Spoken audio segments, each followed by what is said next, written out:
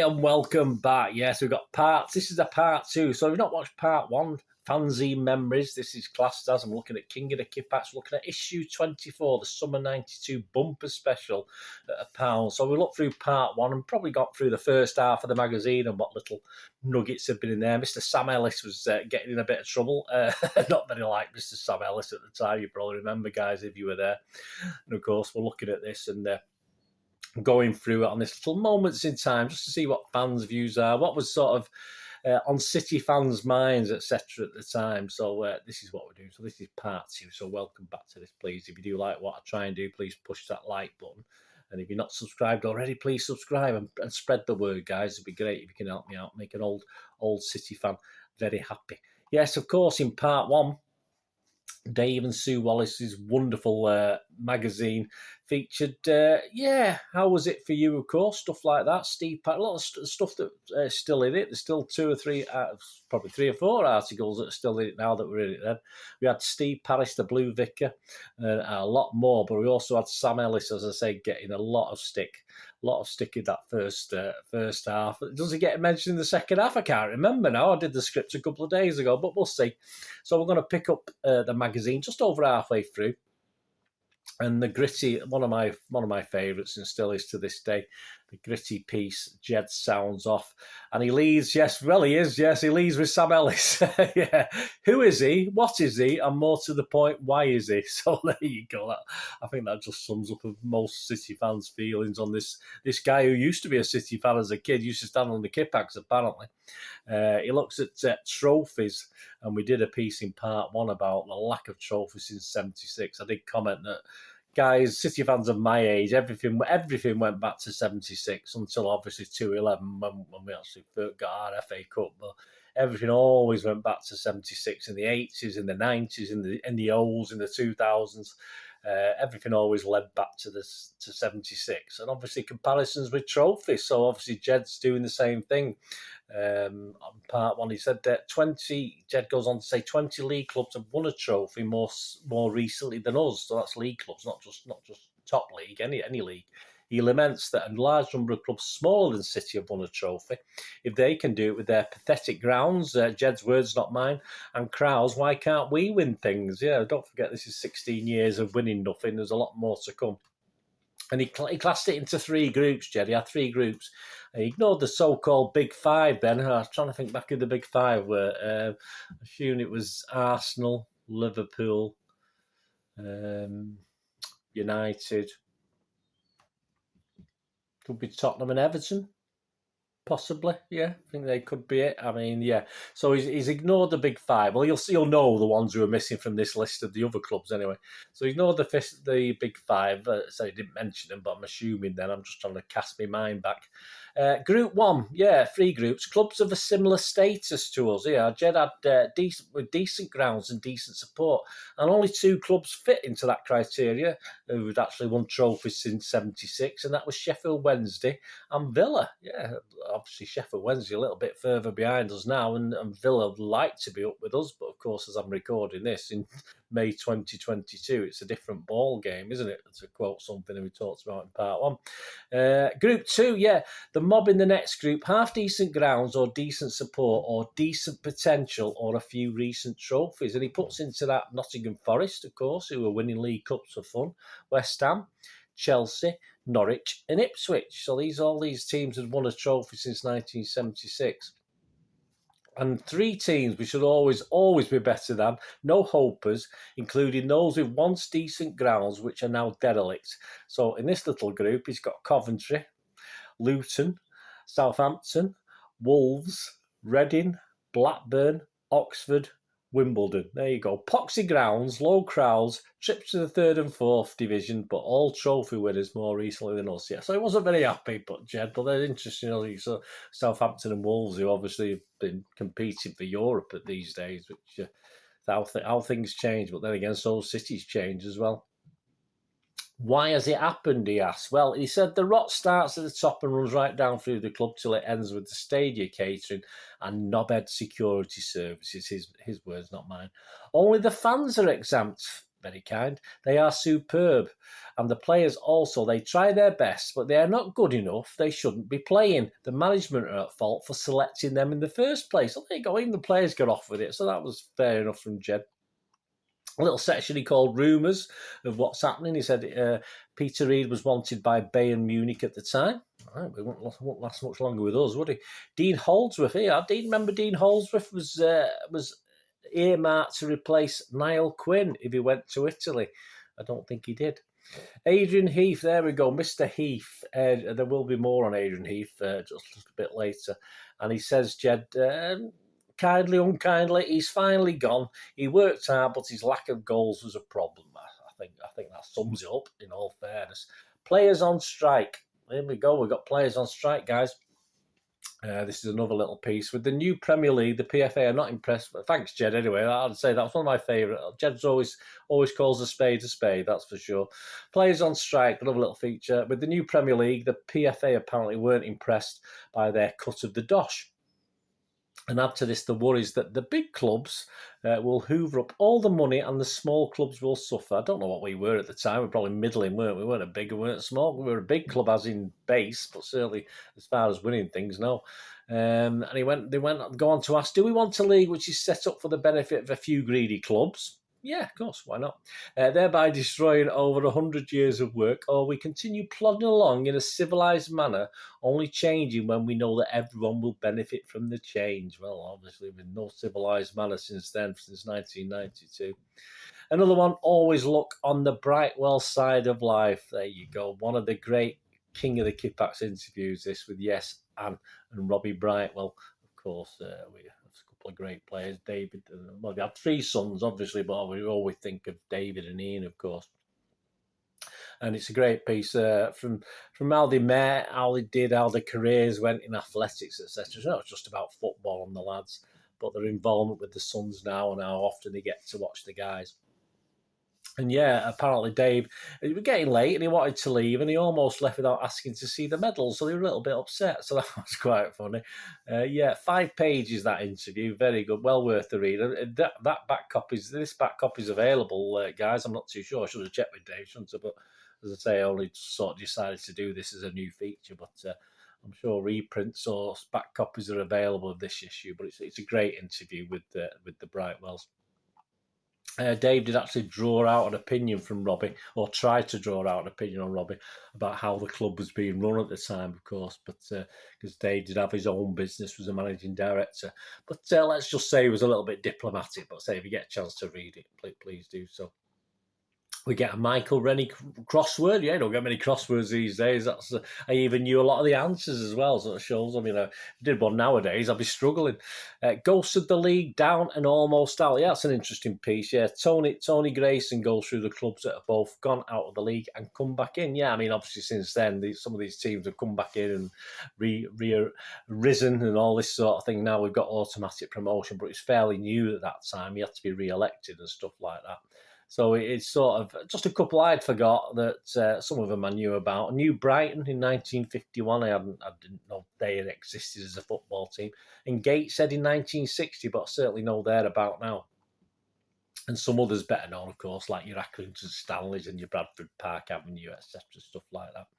Other features, Singing the Blues features Howard McCarthy of Court, County Galway, although he lived in Benshill during his formative years, and he admits to his allegiance to the Red side early doors, but it's something to do with the European Cup and obviously getting these wristbands when a United player came to the school. He didn't get one, so he was a bit miffed. So one of his mates sidled up to him and opened his eyes to the joys. Why don't you support City with me? And he sort of changed. It's a good enough reason. Didn't get a wristband off United, so sod him. I'll change to being a City fan.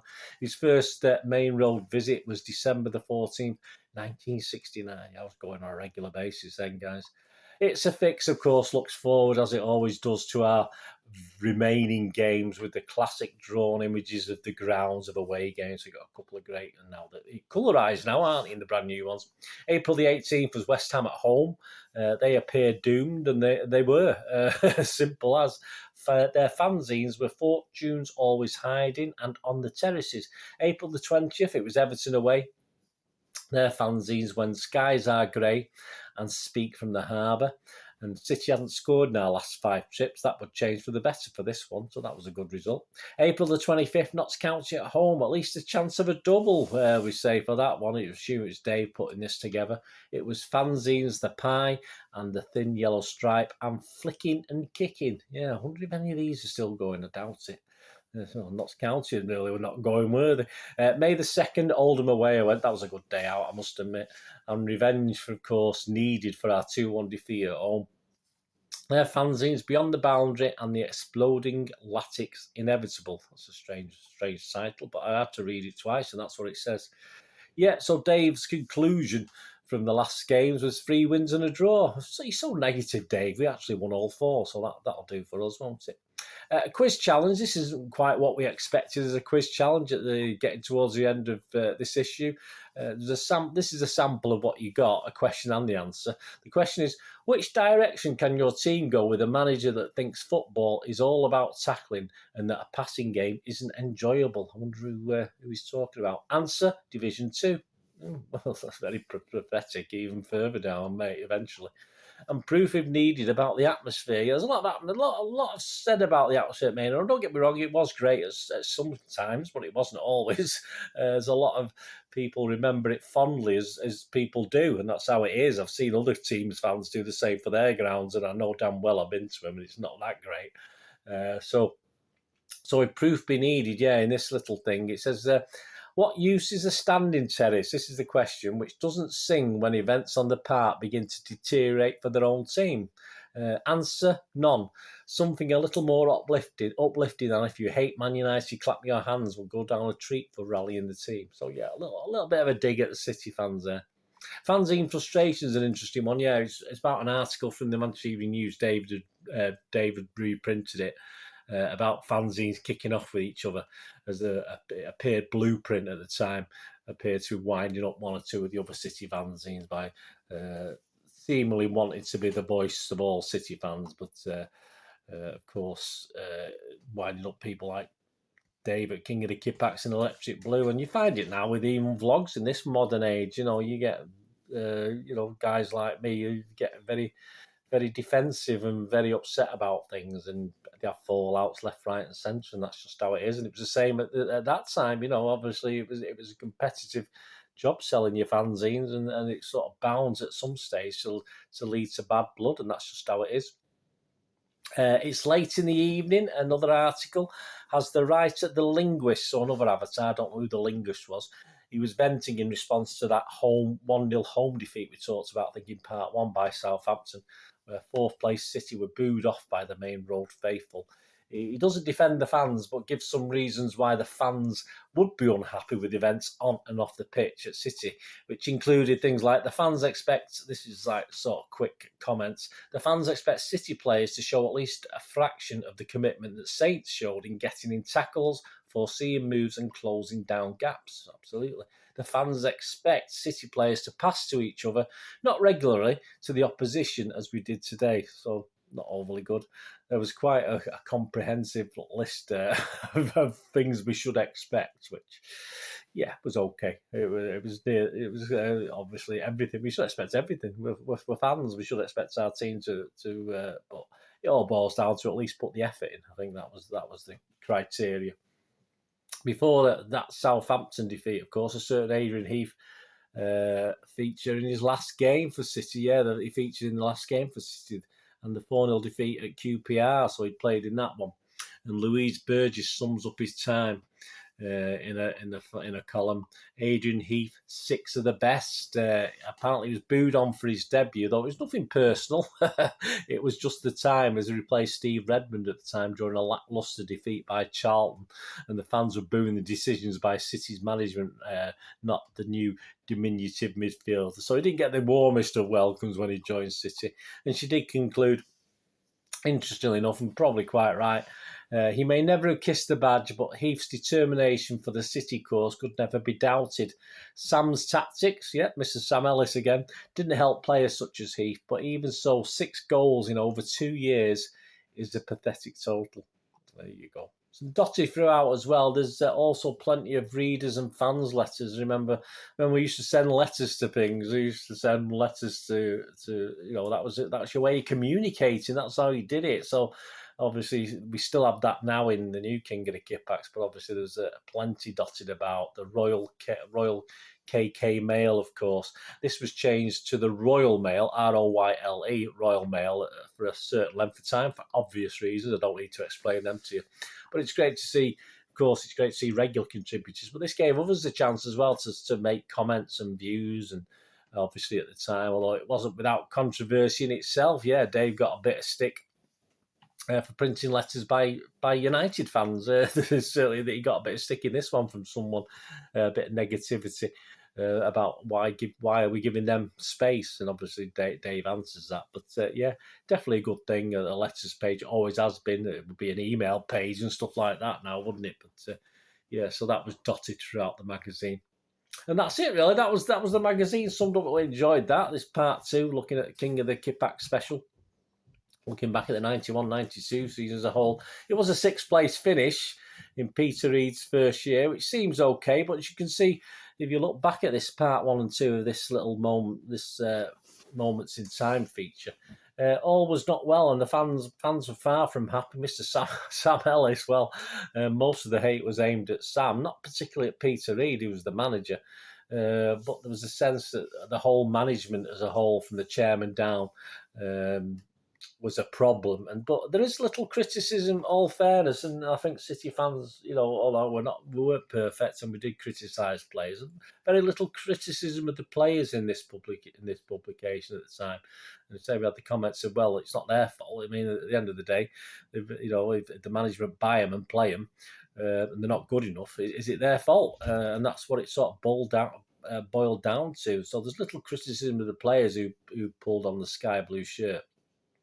And interesting that through it all, despite being let down, there's a undercurrent of thought that the fans could have been better and louder as well. So yeah, I totally agree with that. The crowds weren't fantastic in those times, crowd-wise, average crowd-wise. And it was just such a depressing time. United were on the verge of beginning to dominate the leagues. They hadn't done it at that stage, but we could see it was there. It was clear as day that it was going to happen at some stage. We kept praying that teams would stop them doing it, but it was going to happen because obviously Liverpool had gone into a bit of a decline, so they weren't stopping them. So relying on teams like Leeds and even Aston Villa to sort of try and stop United winning the league. But yeah, but interesting, as I say, the thought a little theme that we should be getting behind the boys a bit more from the terraces and stuff like that, which I think at the time was a fair enough comment. But there you go. It's great to look back at this moment in time from a fan's perspective, and there'll be more to come, of course, from King of the Kippax, and we'll be visiting other fanzines as well. As one up there on the wall, of course, Electric Blue. So we'll be looking at moments in time, different years. We won't always do 92. We'll go back to other years as well. We've got 40 years to play with. We'll obviously come up to modern times. It'll just be the King of the Kippax, of course. But hope you enjoy that. Please give Dave and Sue your support. It's now subscription only, of course. I'll put it on the screen now.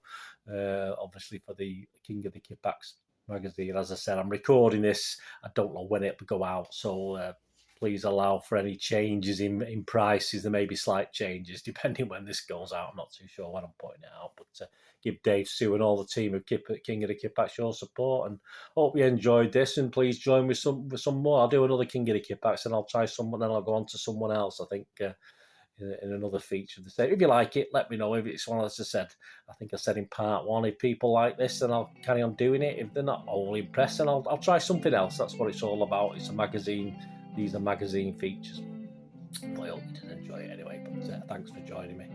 Anyway, please, until we meet again, I know that's one thing, don't I? Please stay safe, Blues. Come on, City. Thanks for watching. Bye for now.